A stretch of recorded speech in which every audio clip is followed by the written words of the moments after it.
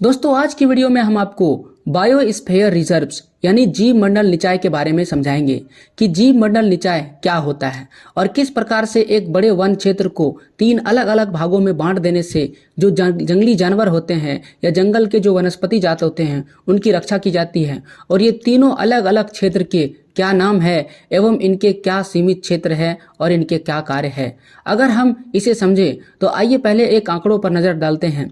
उत्तराखंड में बाघ, अगर आप उत्तराखंड में बाघ देखें तो 2003 में 245 था और 2008 में 179 हो गया। लेकिन अगर आप आगे देखें 2017 में तो 361 हो गया। न केवल बाघ की बात करते हैं बल्कि अन्य कई सारे ऐसे जंगली जानवर हैं जिनकी संख्या या तो घटती रहती है या तो बढ़ती रहती है।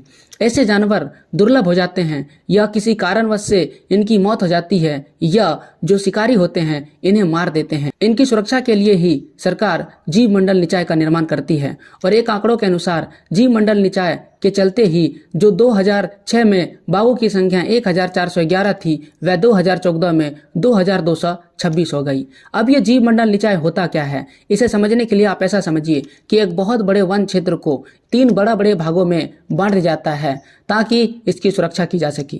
अब आइए हमें इसे समझते हैं। मान लीजिए कि आपके सामने जो ग्रीन कलर का क्षेत्र दिख रहा है वह एक जीव मंडल निकाय है यानी बायोस्फीयर रिजर्व है। तो इसके एक बीच वाला भाग होगा और इस बीच वाले भाग को हम लोग कोर क्षेत्र कहेंगे यानी ये कोर एरिया है। इसकी क्या खासियत है, इसमें वन अधिनियम 1972 का कानून लगता है। इस कानून के तहत यह मान लिया जाता है कि इस कोर एरिया में जो सरकारी अधिकारी या कर्मचारी है उसको छोड़कर कोई भी इस एरिया में प्रवेश नहीं कर सकता है। अगर कोई प्रवेश करता है तो उसे सजा दिया जाएगा। इस प्रकार से यह एक ऐसा एरिया बन जाता है जो रिजर्व का सबसे संरक्षित क्षेत्र है यानी बायोस्फीयर रिजर्व का सबसे संरक्षित क्षेत्र बन जाता है।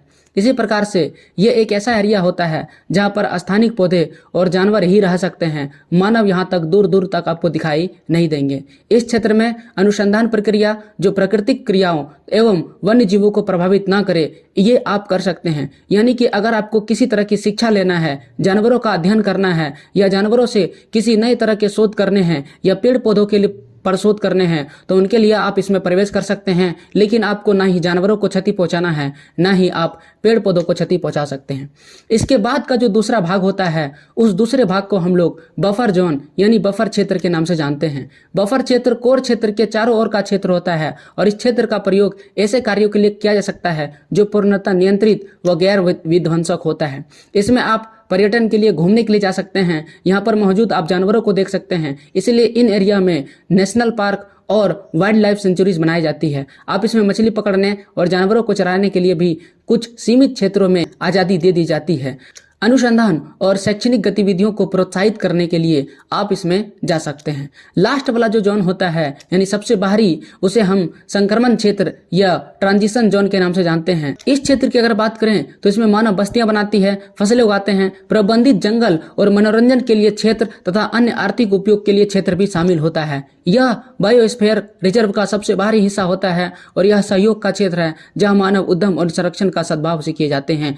यानी ये एक ऐसा क्षेत्र है जहां पर आप एंट्री तो ले सकते हैं लेकिन आपको ज्यादा क्षति नहीं पहुंचाना है, ना ही आप जानवरों को ज्यादा क्षति पहुंचाएं और ना ही पेड़ पौधों को। हाँ, आप उनका प्रयोग कर सकते हैं अपनी आर्थिक उपयोग के लिए। अब आइए हम लोग देखते हैं भारत में कुल 18 बायोस्फीयर रिजर्व के नाम कौन से क्षेत्र और कहां पर मौजूद है। सबसे पहले उत्तर भारत की ओर चलते हैं और उत्तर भारत में आपको मिलेगा कोल्ड डेजर्ट जो हिमाचल प्रदेश में अवस्थित है। दूसरा मिलेगा नंदा देवी उत्तराखंड। अगर हम लोग उत्तर पूर्वी भारत की ओर बढ़ें तो कंचनजंगा जो सिक्किम में अवस्थित है। उसके बाद देबांग अरुणाचल प्रदेश में, मानस असम में, डिब्रू खेसोवा यह भी असम में अवस्थित है, नोकरेक मेघालय में अवस्थित है और सुंदरबन पश्चिम बंगाल में अवस्थित है, सिमलीपाल उड़ीसा में अवस्थित है, पन्ना मध्य प्रदेश, पंचमढ़ी मध्य प्रदेश, अचनकमार अमरकंटक मध्य प्रदेश और छत्तीसगढ़ के सीमा में अवस्थित है और कच्छ गुजरात में अवस्थित है जो सबसे बड़ा बायोस्फीयर यानी जीव मंडल निकाय है।